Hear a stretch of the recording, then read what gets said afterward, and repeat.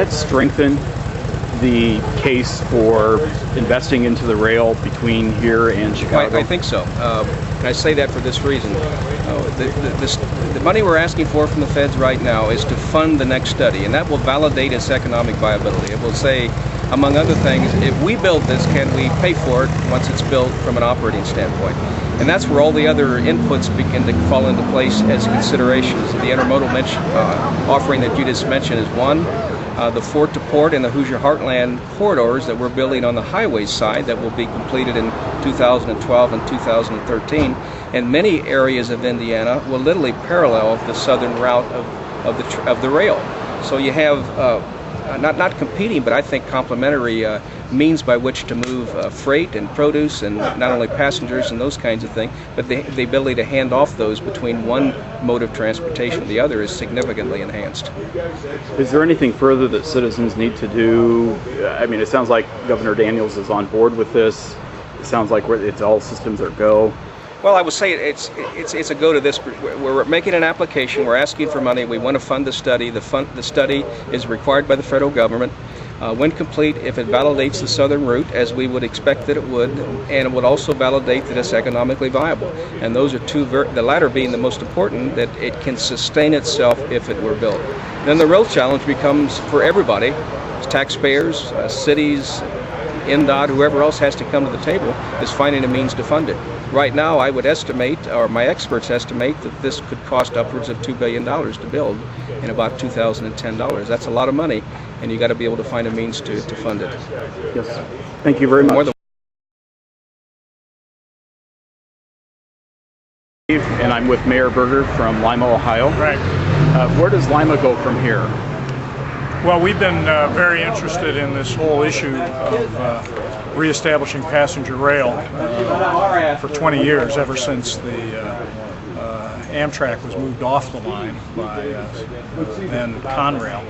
And Fort Wayne and Lima have been working together to try to figure out a way to get it reestablished.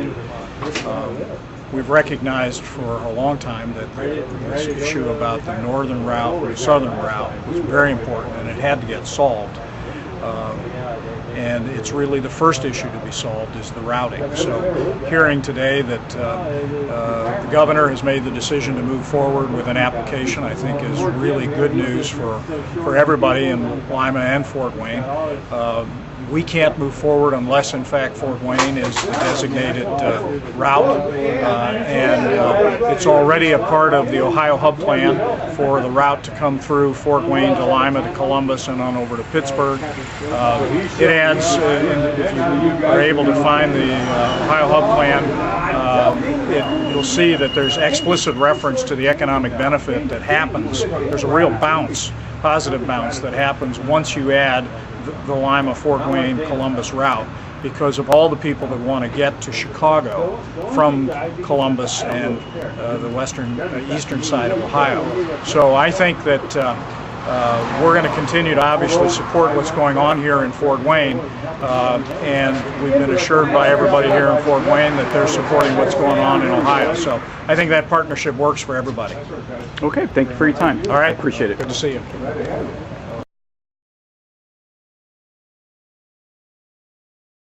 This is Steve, and I'm here with Geoff Paddock. He is a board member of the Northeast Indiana Passenger Rail Association, NIPRA, and they just had an exciting meeting this afternoon. Why don't you tell us a little bit about that? Well, we did, Steve, and it was, I think, exciting news for Fort Wayne and Northeastern Indiana. The State of Indiana Department of Transportation has basically committed to seeking stimulus funding to begin the process of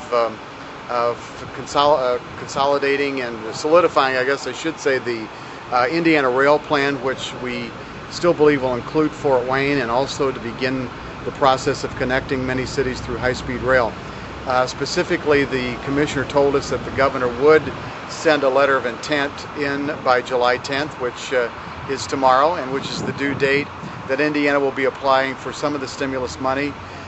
We understand that approximately $50 million of that will go to do some preliminary engineering on the Chicago to Fort Wayne route. Now that will take a couple of years to complete. In fact, the date of 2012 was I think, suggested, but it does show that Indiana is beginning to be serious about this, that we do have the opportunity to get some federal stimulus dollars into Indiana, that some of it can be devoted to beginning work, hopefully to eventually build the Fort Wayne line. So we would have train service, the high-speed trains up to 110 miles per hour, eventually to Chicago. That was my reading on what they said. I think that's the same reading that Senator Tom Weiss had. He's the chairman of the Senate Transportation Committee, and thanks to his leadership, he helped arrange this meeting today.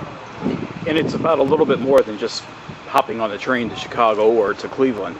It's a little bit more about economic development. I mean, absolutely. I mean, first of all, we know that people in Indiana and across the nation are crying out for another mode of transportation. Those of us, cities like Fort Wayne, that have been without rail transportation now for almost 20 years, we need that. Millions of people will rely on that. Secondly, it's an environmentally friendly way of travel. We are all concerned about air pollution, global warming, high gasoline prices, and specifically train travel is much more environmentally friendly. It uses much less fuel. It can accommodate a lot of passengers per mile as opposed to an automobile, obviously. And third, it'll create a lot of jobs. A lot of jobs in the construction and the managing and the servicing of this area. The INDOT Commissioner mentioned today that they're looking at, of course, building overpasses, train stations, the steel that would be created for this, that could be manufactured right over here by Steel Dynamics. Look at the hundreds of jobs perhaps in the northeastern part of this state. So there's the potential here for a lot. One of the issues that we do have to continue to work on is funding. It does appear as though the President and various members of Congress on both sides of the aisle, this is a bipartisan issue, are in favor of seeing more federal dollars go to the high-speed rail network, but it doesn't look as though that would be the total picture.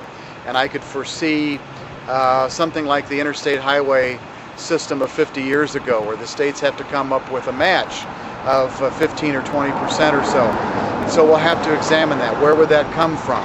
How would we fund that? Would there be the private sector involved? Would there be some naming rights or concession rights that could be involved in that mix? I think those are all funding issues that we need to look at over the years ahead. But this was a very encouraging step forward in my view, and it gives me the first encouragement that I've had in working on this issue for over a decade, that eventually Fort Wayne will have passenger rail service back. Okay, anything else to add? Have a nice day, Stephen. Thank you, Geoff. You